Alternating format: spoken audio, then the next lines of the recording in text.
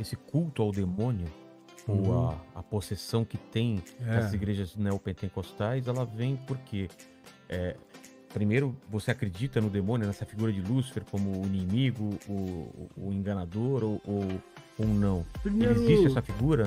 Existe. Agora, Lúcifer foi um nome que se deu depois. Na Bíblia você não lê tem nada tem sobre Satanás. Lúcifer.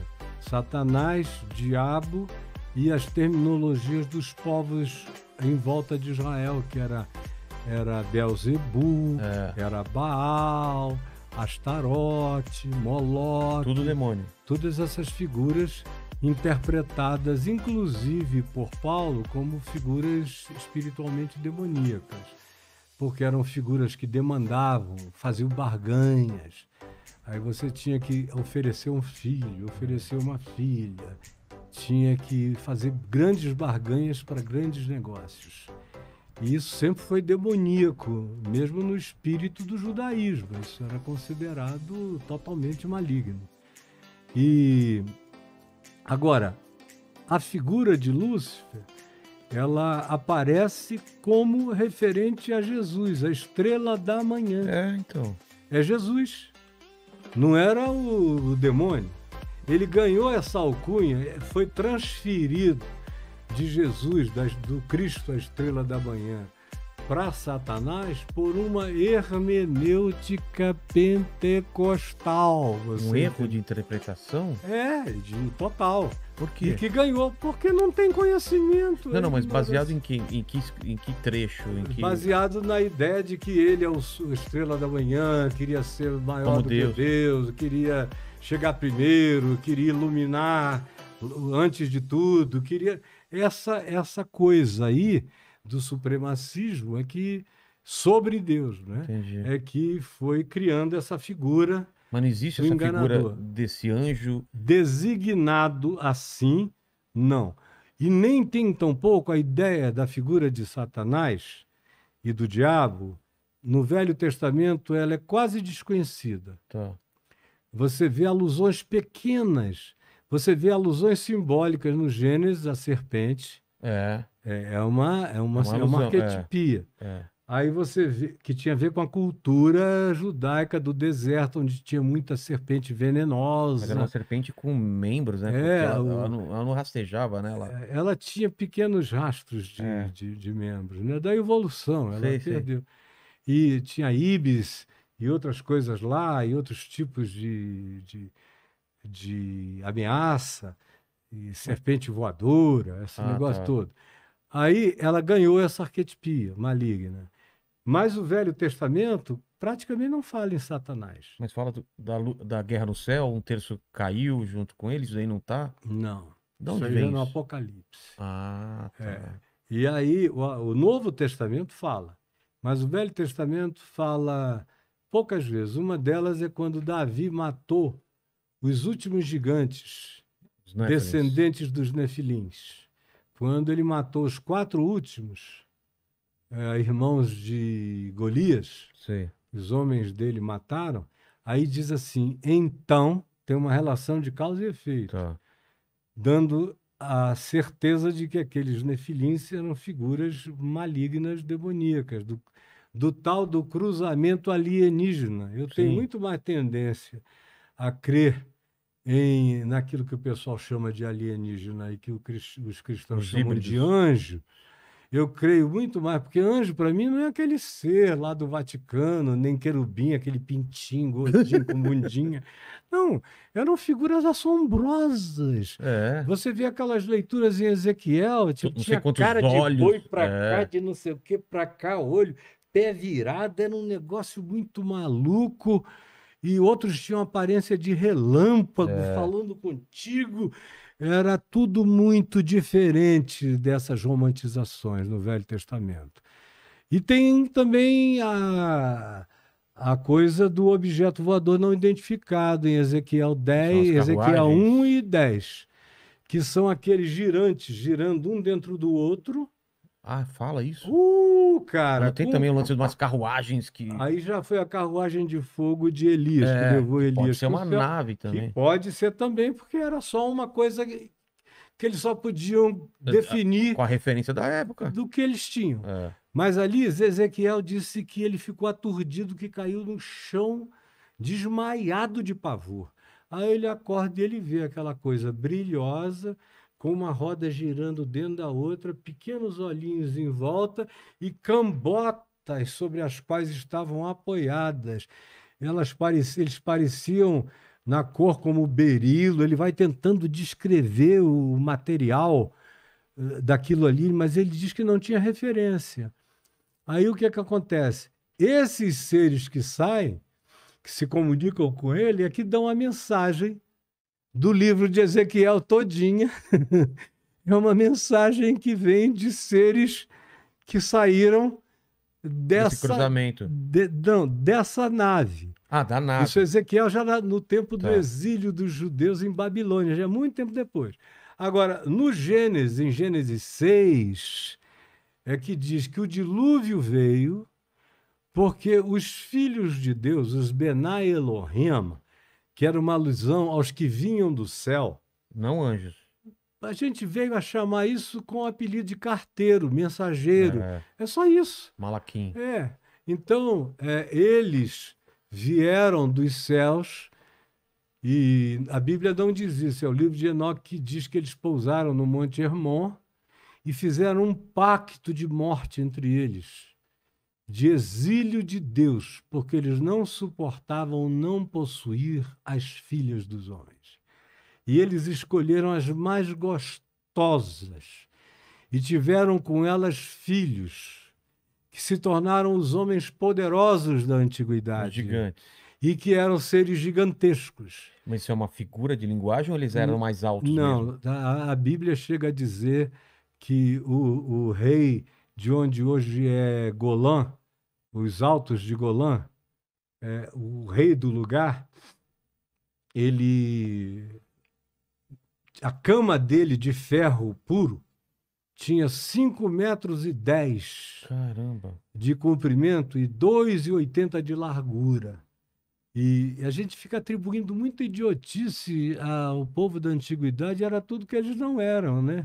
Você vê a neurologia egípcia, segundo os mesmos aparelhos, nas mesmas formas que a gente usa hoje, só de outros materiais e mais toscos. Eles tiravam a calota craniana, faziam intervenções de várias naturezas, eram altamente científicos. Só tinha um detalhe a mais, eles criam em paranormalidade, a nossa ciência nem tanto. Então, e para eles chamavam isso de magia, que eram os poderes sutis da mente. Mas os nefilins se tornaram o que são a mitologia grega conta a história todinha dos semideuses. Seriam isso. Todos. O Flávio Josefos, escrevendo nas antiguidades, ele diz aos gregos e aos romanos: o que vós chamais de deuses, semideuses, demiurgos, tal, são os filhos das mulheres humanas com os Benai Elohim. Ou seja, o que ele está dizendo, ele validava o que os gregos chamavam e criam como sendo realidades, ele validava. Os Nazca aqui, o Viracochas, que criou a cultura Nazca, que pré-Inca. Tá, que tem aqueles desenhos no deserto enormes. Isso, ele é chamado Viracochas, porque ele veio com as ondas do mar. E a descrição é de um ser grande, maior do que todo mundo, e que ensinou ciência, culturas variadas a eles. A mesma coisa você vê entre os celtas. A mesma as coisa. As histórias se repetem, né? A primeira dinastia do Egito atribui o início do Egito a essas figuras de semideuses. E assim você vê no Oriente Médio todo, você vê na Índia. E se você vê ao mesmo tempo culturas que são afastadas geograficamente, com os mesmos. Simultaneamente fazendo as mesmas Exatamente. coisas. Pirâmide aqui, É, pirâmide ali. nos mesmos alinhamentos. Isso é muito maluco. E para mim, é, o Eric von Braun Eram os deuses não estava astronautas. completamente certo em todas as conclusões, mas a premissa dele tem uma validade extraordinária. Que a premissa é a seguinte: será que o que a nossa cultura chama de anjos e deuses não seriam, porventura, visitantes de outras dimensões ou de outros Planetas. planetas? Para mim, é muito mais um negócio multidimensional. Ah, é? Eu creio no visitante da mesma ordem planetária também, da mesma ordem universal da gente. Mas eu, por causa do Novo Testamento, eu fiquei com uma facilidade enorme em crer na física da teoria das cordas, que são lâminas dimensionais, Que vibram de uma maneira. do lado da outra. De modo que, às vezes, você vê, mesmo quando você vê detecção desses seres em radares, desses Sim. entes em radares, você vê que, às vezes, eles entram em cena e, às vezes, eles saem de cena. Como mágica, né? Eles estão em cena, está acompanhando, de repente eles somem. E, às vezes, o visualizador, continua vendo, mas o radar já não capta, como se ele tivesse se transposto para uma nova camada dimensional, aonde tem sombra dele sendo visibilizada. Exato. Então, para mim, nesse universo, praticamente tudo tem explicação. E na Bíblia, só Deus não tem explicação. O resto tudo tem explicação. Então abre uma porta para que realmente esses deuses, demônios e semideuses e os Nephilims, eles sejam uma Os outra demônios, raça. por exemplo, demônios. No livro de Enoque, que teve uma influência enorme, Que é um apócrifo. é um pseudoepígrafe. O que é isso?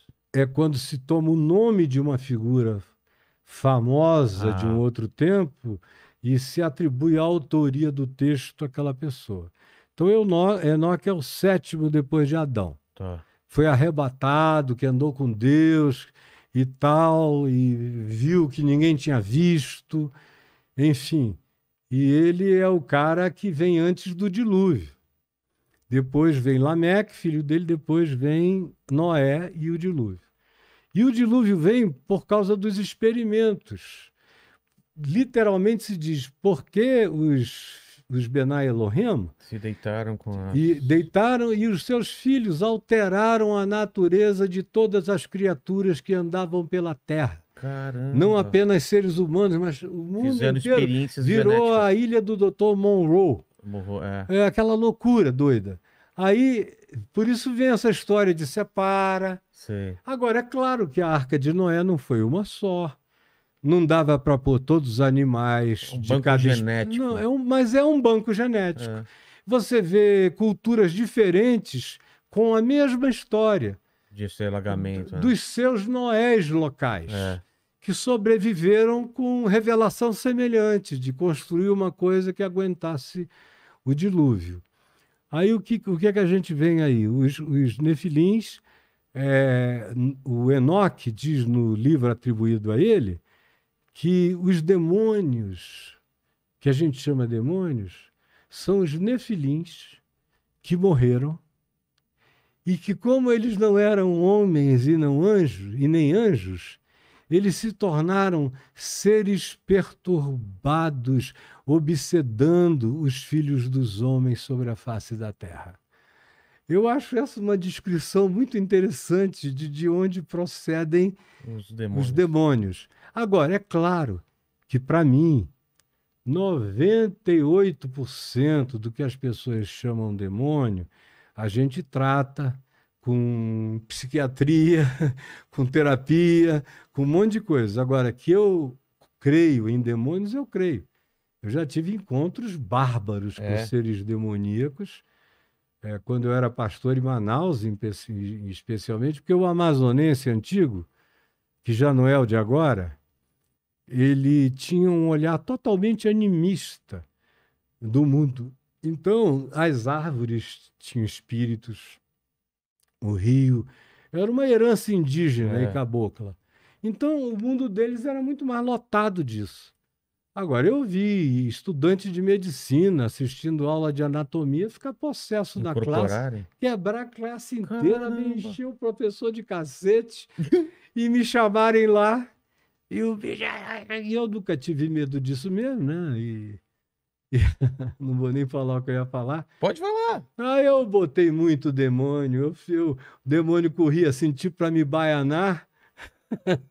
Pra já pegar E aqui. aí eu só entrava ali e jogava o peso todo em cima, o cara ia com a boca no chão. Eu digo, não vem tirar onda comigo, nem de um lado, nem do outro. Você vai apanhar dos dois Fazer lados, uns 100 fica aí na quilos, tua. 100 quilos em cima. E eu não quero discutir, Mas o que que era, não hein? discuto com o demônio.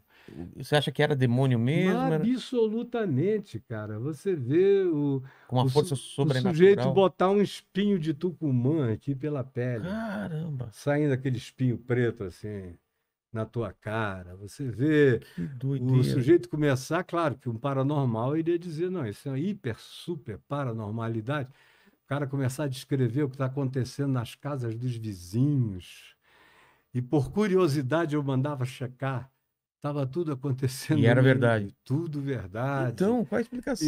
E aí, um super paranormal iria dizer que o cara viajou, se, Ah, se projetou e chegou e o tal. espírito dele. Mas, meu Deus, eu tenho muitas convicções que aliam ciência com espiritualidade, que me dão um conforto total para dizer o que eu estou dizendo aqui, na UNB, na USP, na Unicamp ou em Harvard. E porque eu tenho provas do que eu digo. E nem sempre provas factuais, mas algumas factuais.